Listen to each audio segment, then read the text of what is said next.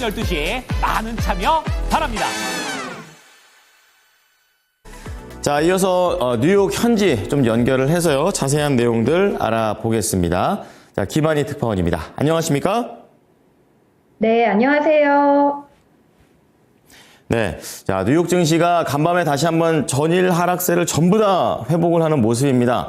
뭐, 회복했으니까 좋다고도 볼 수 있겠지만 너무 너를 뛰는 것 같아요. 분위기 어땠습니까? 네, 미국 뉴욕 증시의 3대 지수가 일제히 2% 넘게 급등했습니다.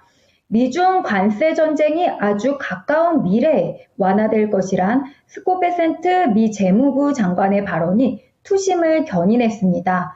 미 국채와 달러 매도 등 셀 아메리카 환율도 진정됐습니다. 다만 관세 정책 불확실성으로 증시가 널뛰기 하는 극도의 변동성 장세가 지속되고 있다는 평가입니다. 뉴욕 증권거래소에서 다우존스 30 산업평균 지수는 전 거래일 대비 2.66%, S&P 500 지수는 2.51% 상승했습니다. 나스닥 지수 또한 2.71% 급등 마감했습니다. 테슬라는 정규 거래에서 급등했습니다. 장 마감기 발표될 1분기 실적 발표 기대감 속에 4.6% 급등한 237.97달러로 마감했습니다. 반면 시간의 거래에서는 오르내림을 반복했는데요. 테슬라가 낮아진 시장 눈높이마저 충족하지 못하며 기대 이하의 실적을 발표한 것을 두고 해석이 엇갈렸기 때문입니다. 부정적 의견, 이 정도는 이미 주가에 반영됐다는 의견이 엇갈리면서 방향을 잡지 못했습니다. 테슬라 1분기 매출은 193억 4천만 달러, 조정치를 감안한 주당 순이익은 0.27달러로 시장 전망을 밑돌았습니다. 총 매출은 1년 전보다 9% 줄었고 테슬라 불매 운동 속에 전기차 부문 매출은 20% 급감해 174억 달러였던 게 이번에 140억 달러로 쪼그라들었습니다. 총 순이익도 1년 전보다 71% 급감했습니다. 올 들어 테슬라 주가가 어제까지 40% 넘게 급락한 가운데 공매도 투자자들은 약 16조 원 평가 이익을 거둔 것으로 집계되기도 했는데요. 테슬라 주가는 시간의 거래에서 오르내림이 반복했는데 현재는 3.9% 상승 중입니다. 미중 무역 함의 기대감 속에 테슬라와 더불어 다른 매그니피센트 7, 빅테크 종목들도 일제히 큰 폭으로 올랐습니다. 특히 애플 상승폭이 두드러졌는데요. 국가 단위로는 애플의 두 번째로 큰 시장이자 핵심 생산기지가 있는 중국과 미국의 무역 협상이 타결되면 관세 부담이 줄어들고 애플의 부정적인 중국 소비자들의 태도 역시 누그러질 수 있다는 기대감이 작용해 3.4% 급등했습니다. 엔비디아와 마이크로소프트, 알파벳은 2% 뛰었고 아마존과 메타는 3%대 상승세를 보였습니다.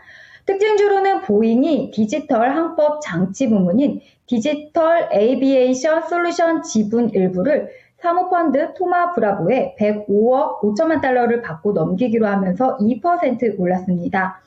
3M은 기대 이상 분기 실적에 힘입어 8% 폭등했습니다. 네. 자, 어쨌든 시장에서는 이런 무역 합의요, 이런 관세, 이제 이러한 단어들이 계속 시장을 흔들고 있는 그런 모습입니다. 이날의 주인공은 앞서서 얘기를 해 주셨던 스콧 베센트 재무장관이 되겠는데요. 좋은 얘기만 했던 건 아닌 것 같아요. 좀 세부적인 분위기 좀 보겠습니다.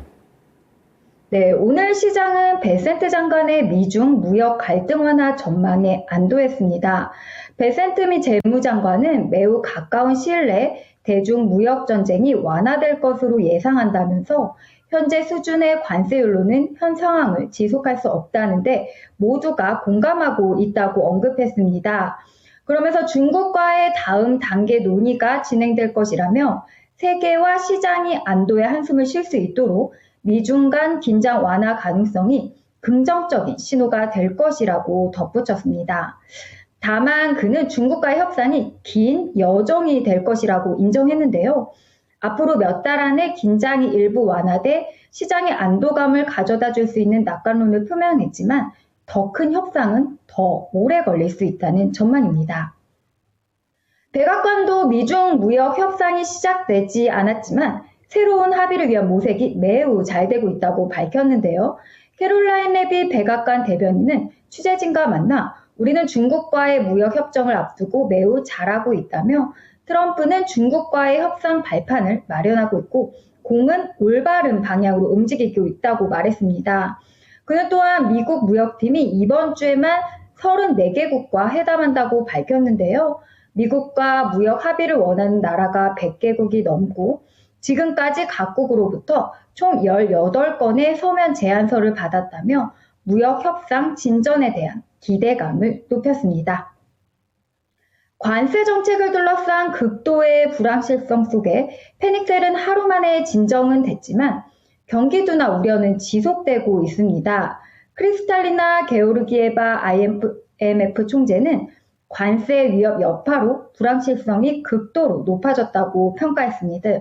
그는 우리가 무역 긴장 해소에 실패하고 불확실성이 매우 높은 상태로 지속된다면 관세 문제는 장기화되고 세계 성장률은 추가로 하락할 것이라며 경기 침체 위험이 더 커질 수 있다고 경고했는데요.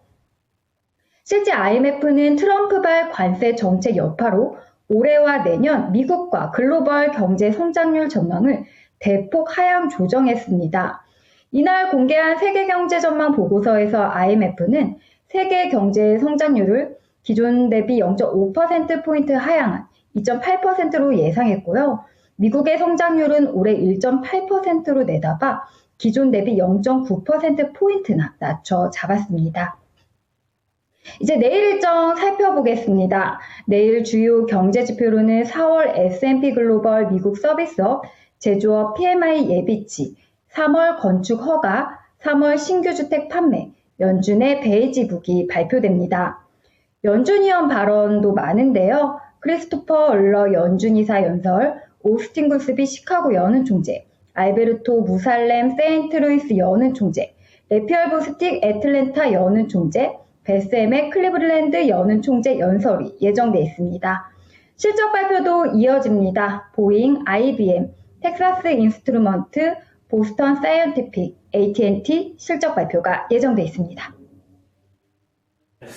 자, 계속해서 관세에 대한 부분들은 여러 가지 방면으로 잘 들어봐야 될 것 같습니다. 오늘 말씀 잘 들었습니다. 감사합니다. 네, 감사합니다. 지금까지 모닝인 뉴욕이었습니다.